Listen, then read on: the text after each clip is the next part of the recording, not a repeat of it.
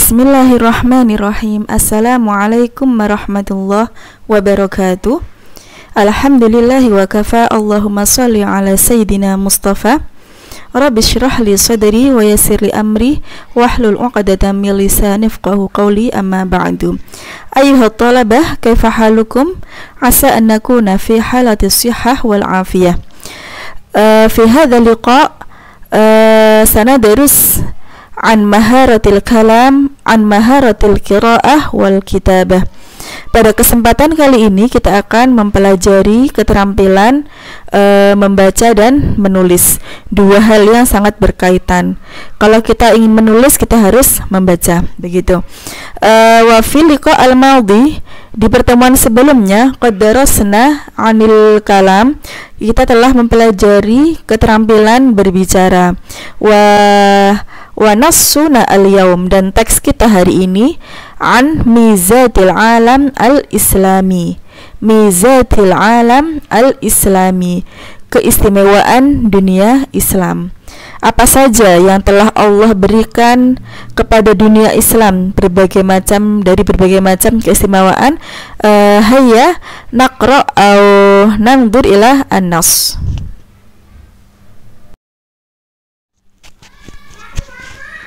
Tayyib ya talabah, hadhil faqrah minal qiraah mizatil alam al-islami.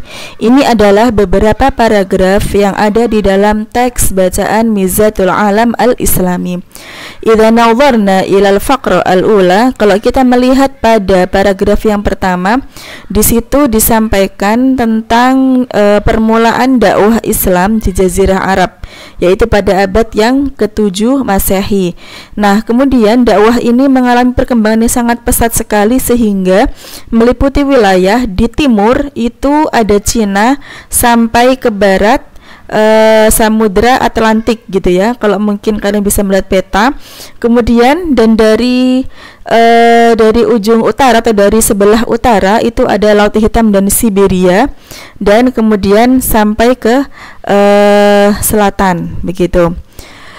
Kemudian paragraf yang kedua, al-faqrah ats-tsaniyah.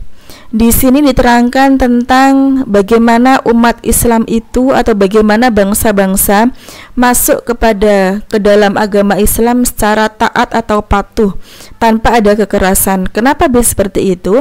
Karena Islam itu menghilangkan kezaliman dan menegakkan keadilan serta menegakkan persamaan. Jadi tidak ada perbedaan antara Islam A sama Islam B. Semua kita adalah umat yang satu.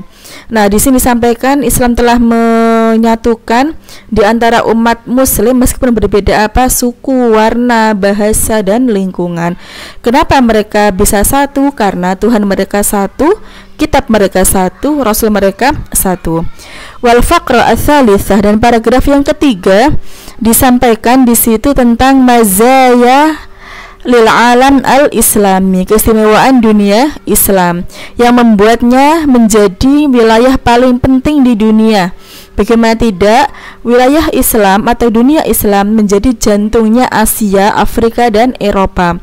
Selain itu, dunia Islam juga diberi keistimewaan dengan jalur air yang banyak seperti Laut Merah, Laut Tengah, Teluk, dan yang lain sebagainya. Selain memiliki jalur air, dunia Islam juga memiliki kekayaan yang sangat banyak, baik dalam bidang pertanian, tambang, dan hewan.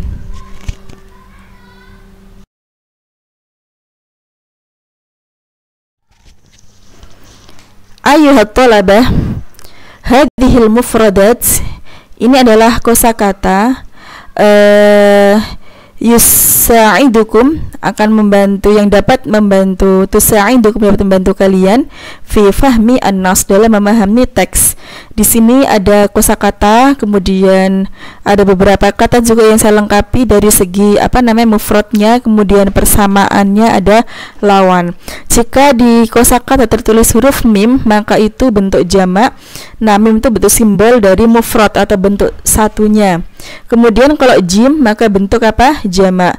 Kalau ada tanda sama dengan, maka dia berarti sama artinya atau muradif.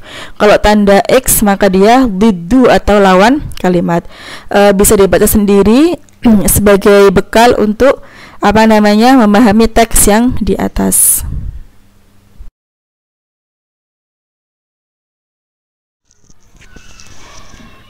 Al-maharah at-taliyah yakni maharatul kitabah, keterampilan menulis. Wa fi hadhihi al-maharah, dan di dalam keterampilan ini sanadrus hamzatul qat'i, kita akan belajar tentang hamzah al-qat'i. Seperti kita ketahui bahwa hamzah ada dua, hamzatul wasli, hamzah wasal, wa hamzatul qat'i. Jika kita melihat contoh di bawahnya, hamzatul wasl adalah bentuk alif yang tanpa ada tanda hamzahnya. Di sampingnya ada kata istama'a.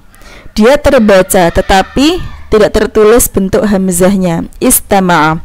Nah, kalau hamzatul qat'i adalah hamzah yang huruf hamzahnya ditulis di situ, ada lambang hamzah a i u di situ. Arsala. Jadi dalam arsala, dalam tulisan a, hamzahnya juga disebutkan. Nah, dari sini kita bisa membedakan jika alif tanpa hamzah maka dinamakan hamzatul wasli. Tetapi jika ada alif kemudian ada tanda hamzah maka dia dinamakan hamzatul qat'i. Fahimtum? Semoga bisa dipahami ya.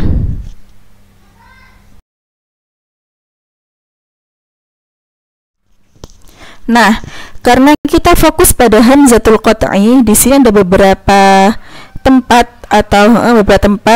di mana hamzatul qat'i itu ditulis dan diucapkan. Yang pertama adalah semua isim,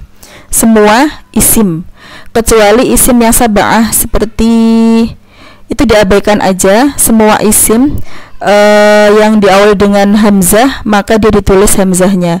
Kemudian jami'ul huruf ma'ada al-dakhilati al-asma', semua huruf ya selain al yang masuk kepada isim.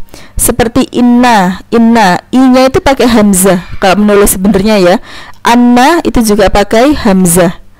Nah, di sini perhatikan, karena kita sudah mengetahui bagaimana hamzah itu ditulis, kapan dia ditulis, kapan enggak, maka harapan dalam praktek nanti bisa dituliskan dengan baik.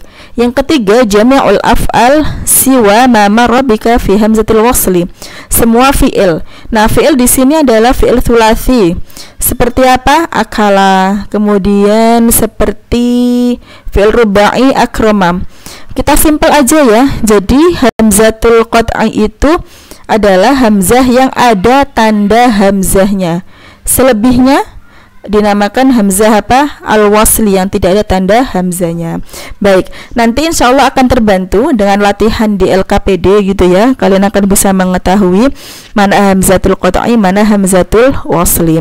Saya ulang, kalau hamzatul qat'i itu menggunakan simbol atau tanda hamzah di atasnya, di atas alif. Kalau hamzatul wasli tanpa menggunakan simbol hamzah di atas alif. Hakada.